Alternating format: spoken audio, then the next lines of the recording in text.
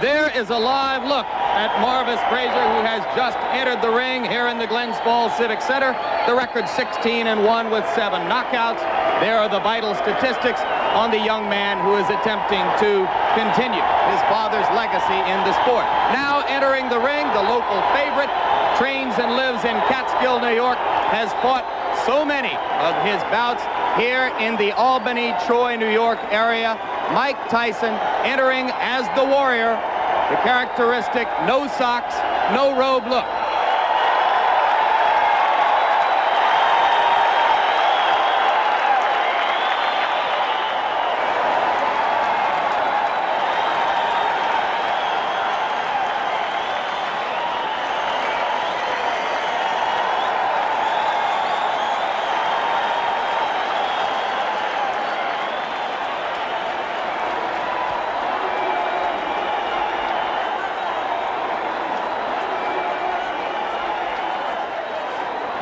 Joined by our ABC Sports boxing expert, Alex Wallow. Alex, how do you see the fight? Jim, in my opinion, it is not a matter of if Mike Tyson knocks out Marvis Frazier, but it's just a matter of when. I don't think Marvis is overmatched in this fight because of a lack of talent. Since being knocked out by Larry Holmes, he has reestablished himself as a heavyweight to be contended with wins, as we saw earlier, over the likes of Quick Tillis and Bone Crusher Smith. He can fight. The reason I and a lot of other people don't think he can win against Tyson is the fact that his style is made to order for Mike.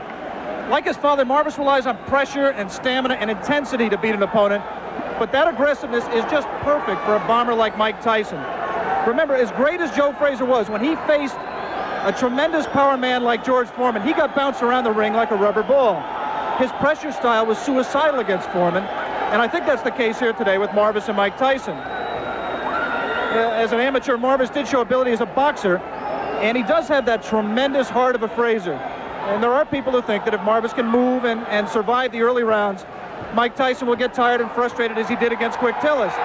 But Tyson is now confident in his ability to go 10 rounds, as we saw against Mitch Keenan. I don't see that as a problem. All right, very quickly, let's look at the tail of the tape. You will see that Frazier has a reach advantage of about 6 inches, which will probably be nullified if he comes forward toward Tyson, as we expect him to do. Round 1 is about to begin. The referee is Joe Cortez. In New York State, scoring is done by 3 judges. The referee does not score, scoring on the round system, supplemental 4-point scoring system if the rounds wind up even, and the 3 knockdown rule is in effect. Tyson comes out slugging.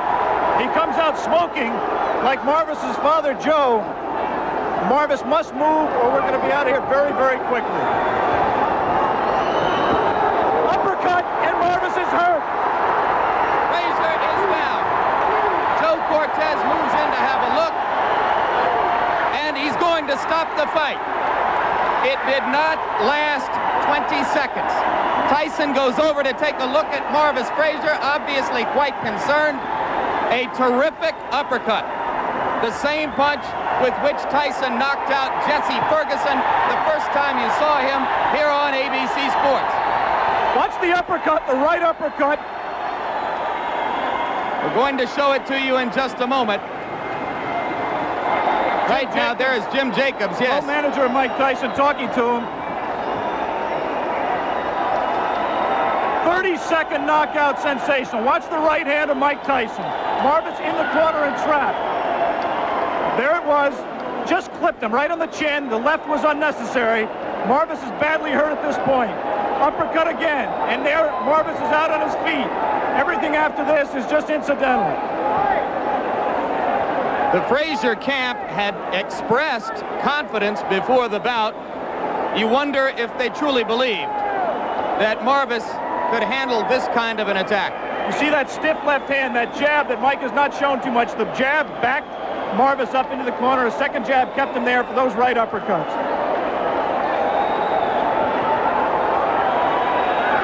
There will continue to be skepticism in some quarters regarding Tyson's stamina, his ability to take a punch, his technique in the ring.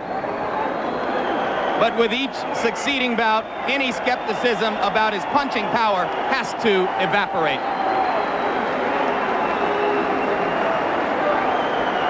And the good news is I believe Marvis Frazier is standing up. There's a big crowd in that corner of the ring. Mike Tyson is going back over there now.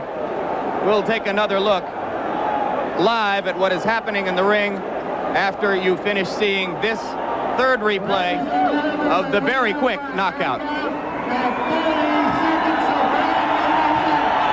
As ring announcer Paul LaFleur announces the knockout, Mike Tyson gives his respects to Marvis Frazier.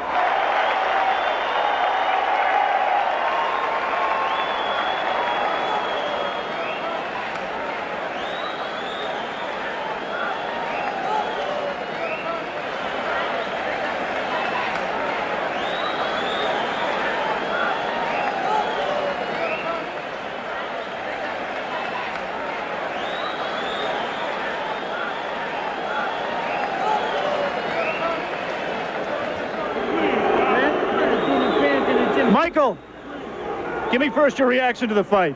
The fight, I was confident. I trained real hard with my trainer, Kevin Rooney, who I owe a great deal to. And I came out and I was confident. I knew the fight. I felt it deep in my heart. I was going to stop him in the first round. Did you know from watching tapes of him that you could hit him with the uppercut? No, that's my favorite punch. And I watched the time, and I knew from my trainer telling me as he throws his punches, he bends down. And I knew that would be perfect for my uppercut. I planned on working the body more, but I saw the opportunity, and it looked too good to go away. You stuck him back in that corner with the jab, Mike. Is that jab going to become a big part of your repertoire as you go along? Almost definitely. Me and my trainer have been working constantly on the jab. And as you say, I feel so confident, and I knew deep down in my blood that I was going to stop him in the first round. You said that you feel fear before a fight. Did you have any fear for this fight, and how do you deal with that fear? Well, I use the fear to reflect it on my opponent, because fear I use as my friend. It's my friend. If I don't have it, I don't fight. In your mind, if your managers Jim Jacobs and Bill Caton and your trainer Kevin Rooney came to you and said, Mike, we think you're ready for a title shot tomorrow, would you agree with them at this point? Most definitely. Anytime if my manager and my trainers feel that I'm confident and they're willing to put me in the title and they're sure I could beat the champion, I'm sure I could beat them also. Of the three champions, who would you like to fight and why? I'd fight anybody my trainer put me in with, because I'm confident I could beat any fighter in the world. What do you think of the three champions? They're all good fighters, because you have to be a good fighter. You can't take nothing away from them to become the champion. But I'm confident, I'm ready, and I'm ready when my trainer tells me. Good, Michael. Let's take a look at the replay of the knockout. We can almost play the entire fight in slow-mo. Here you're putting it back in the corner. There's the jab flicking out. Again the jab. And here comes the uppercut. Watch, look, everything's precise. I watched his hand come up. Watch him come down. As soon as he come down, boom! Look at that. Watch him come down. I knew he would come down. Get ready to say boom again, Michael. All right, boom. Look, and now look. Boom, come on. Boom, again. I'm going to hit him one more time. I like to hit him. Missed with that one, I would have killed. What can I say? What can I say? That's all she wrote. Missed with that one. Kevin Rooney, Mike Tyson's trainer. What do you go back in the gym when he gives such a perfect performance? How can you tell him he's got to improve? Well, I'm going to tell him that he could have went to the body a little bit more. You know, at 30 seconds, it's hard to get any criticism, but he could have worked the body a little bit more. Tremendous uppercut. He looked sensational, Kevin. Congratulations to you. Thank you very much. He's ready. He's ready to fight anybody in the world. Let me talk to Jim Jacobs, the co-manager of Mike Tyson. Jim, first of all, quickly, is a Larry Holmes fight in the works as Mike's fight later this year? Oh, most definitely. It's a fight that when we meet with Larry and his people, we're going to work out the terms and conditions. That will be Tuesday of this week? Well, in the middle of the week, we're going to meet with them, yes, and it's something that we will work out for the future. Absolutely. Congratulations on a sensational showing by your fighter. Well, thanks Jim. Very much. Now let's go back down to Jim Lampley at ringside.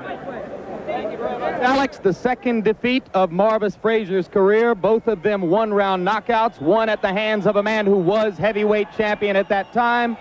Now this one at the hands of a man who many believe will soon be a heavyweight champion.